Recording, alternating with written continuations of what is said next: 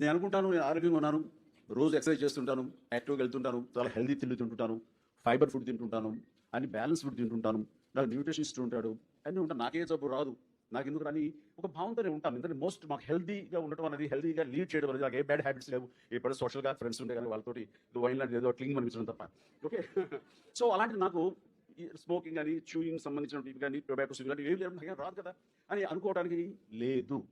కాబట్టి అలాంటి నేను ఈ మధ్య కాలంలో, ఇది ఇంతవరకు ఇక్కడ బయట చెప్పలేదని చెప్తున్నాను, ఏజీ హాస్పిటల్లో ఒక సర్టన్ ఏజ్ వచ్చిన తర్వాత 45 అబోవ్ కొలనోస్కోప్ చేయించుకోవాలి. కోలన్ క్యాన్సర్ అనేది చాలా కామన్గా వస్తుంది. అది ఎలాంటి ఇవి ఉండదు, కనిపెట్టడానికి ఎలాంటి ఇది ఉండదు. స్టేజ్ 4కి వెళ్ళిపోయిన తర్వాత, వర్స్ట్ అయిన తర్వాత మాత్రమే మనం దాన్ని గుర్తిస్తాం. ఇందాక ఒక పాప రక్తం అని అన్నారు, అది కూడా దానికి సంబంధించినటువంటిది. సో అలాంటప్పుడు నేను ఎందుకు చేయించుకోకూడదు అని ఒక టైం తీసుకుని నేను నాగేశ్వర రెడ్డి గారి దగ్గరికి వెళ్తే ఆయన కొలనోస్కోప్ చేశారు. చేసినప్పుడు పాలిప్స్ ఉన్నాయి. ఈ పాలిప్స్ని వదిలేస్తే, ఇప్పుడు అది బినైనే, వదిలేస్తే మ్యాలిగ్నెంట్గా మారిపోయే అవకాశాలు ఉన్నాయి.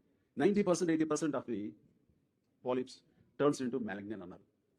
సో ఆయన ఇమ్మీడియట్గా ఏం చేశారంటే, సార్ చాలా ఎర్లీగా మీరు సార్ వచ్చారు, దీన్ని తీసేస్తామని తీసేశారు 2.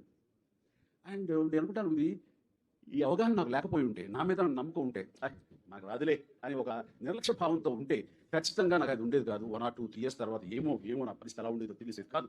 నాకు అవగాహన అనేది నాకు ఆ ఇంట్రెస్ట్ ఉండబట్టి, ఆ అవగాహన నాకు ఉండబట్టి నేను అక్కడ వెళ్ళడం జరిగింది. నాగేశ్వర రెడ్డి గారి దగ్గర ఉండి అది చేయించారు. ఇది లేకుండా పోయింది. ఇంతవరకు ఇది చెప్పడానికి ఏమాత్రం హెసిటేట్ చేయట్లేదు, ఏమాత్రం ఇన్హిబిషన్ కాదు. ఇది ప్రతి ఒక్కడు దీన్ని చూసి తెలుసుకోవాలి. ఎందుకంటే భగవంతుడు మనకి ఇచ్చేటటువంటి కొన్ని మన తప్పు లేకుండా ఇచ్చే వాటిని మనం ఏమి చేయలేము, దాన్ని తప్పించుకోలేము. కానీ మన చేతితో చూసిన వాటిని మాత్రం అది స్వయంకృత అపరాధం. అది మన తప్పిదే అవుతుంది తప్ప విధి తప్పిదం కానీ దేవుడు తప్పిదం అవుతుంది. దాన్ని రాకుండా చేసుకోవడం మీ చేతుల్లో ఉంది. మీరు బతకాలంటే మీ చేతుల్లో ఉంది. కాబట్టి ఇంత అద్భుతమైన జీవితాన్ని మనం కేర్లెస్గా, నిర్లక్ష్యంతో, మనకేం కాదులేని ధోరణితో మీరు చేస్తే కనుక మీ చావును మీరు కొని తెచ్చుకున్నట్లే అవుతుంది. మీ చావు మీతో అయిపోయింది అనుకోండి, ఏం బాధలేదు.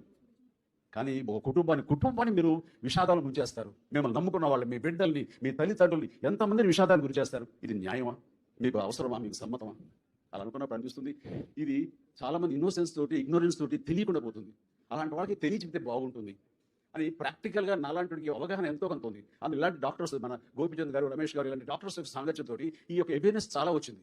అందుకనే మన డాక్టర్ అని అడిగేది, ఇందాక ఏదో బోన్ మ్యారో గురించి మాట్లాడుతుంటే, T cells గురించి, అలాగే స్టెమ్ సెల్స్ గురించి, B cells గురించి మాట్లాడుతూ ఏదో వచ్చారు, నాకు తెలిసిన క్వశ్చన్ వేశాను. ఆయన 1 నిమిషం ఆగిపోయారు, సభావం చెప్పాయి, ఇలా తప్పు క్వశ్చన్ వేసారని. అలా మీకు ఎంత అవగాహన ఉందా అని అన్నాడు. ఏదో మీలాంటి సాంగత్యం ఉండి, మీలాంటి గంధం చెక్కలతోటి ఉన్నా కాబట్టి ఆ వాసన కొంచెం నాకు అంటుకుందని చెప్పేసి నేను చెప్పడం జరిగింది. ఎందుకంటే ఇది నాకు డెఫినెట్గా మనిషి మనకి హెల్తీగా ఉన్నంతకాలం, శారీరకంగా అన్ని సపోర్ట్ ఉన్నంతకాలం ఉంటామండి. కొంతకాలం తర్వాత బాడీ ఒక్కొక్క పార్ట్కి ఒక్కొక్క ఏజింగ్ ఉంటుంది.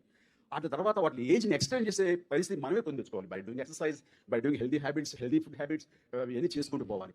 అలా కాకుండా చాలామంది ఈ ఇండల్జ్ అయిపోతారు చెడు వ్యసనాలకి. అలాంటి వాళ్ళకి ఓరల్ క్యాన్సర్ వచ్చే అవకాశాలు ఉన్నాయి.